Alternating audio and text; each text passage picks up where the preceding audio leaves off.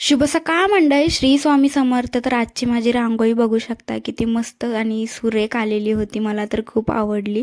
त्याच्यानंतर आम्ही बाप्पाची आरती करायला घेतली. 2 दिवस झाले बाप्पा येऊन असं वाटत पण नाही आहे, लगेचच 2 दिवस गेले. पण त्याच्यानंतर आज सोमवार होता, त्याच्यामुळे माझी देवपूजा पण मस्त झालेली. देवपूजा वगैरे केली, सगळी घरातली कामं आवरली आणि जेवण बनवायला घेतलं. तर आज सोमवार होता, त्याच्यामुळे मी माझ्यासाठी खिचडी बनवलेली, त्याच्यासोबत दही आणि वेफर्स पण होते आणि साहेबांना आणि दीदींसाठी बनवलेलं वांग्याचं भरीत. तर आजच्या पुरतं एवढंच होतं आणि साहेब गेले दुकानात. त्याच्यानंतर दीदी थांबलेल्या होत्या, कारण का आम्हाला बनवायचं होते पुन्हा एकदा मोदक. तर त्या दिवशी उकडीचे मोदक बनवलेले आणि आज आम्हाला तळलेले मोदक बनवायचे होते.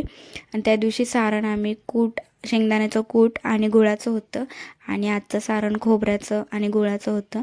तर तळलेला मोदक मला जाम आवडतो उकडीच्या मोदकांपेक्षा, त्याच्यामुळे आम्ही आज हे तळलेले मोदक बनवायचं ठरवलं.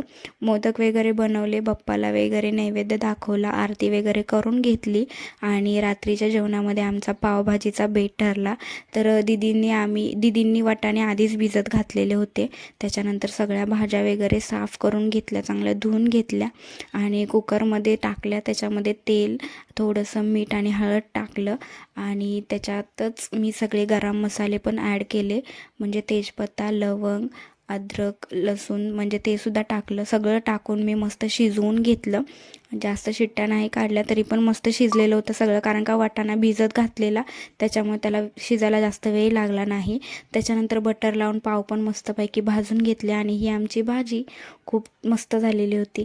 सो आजच्यावर तेवढंच, भेटू नंतर. बाय.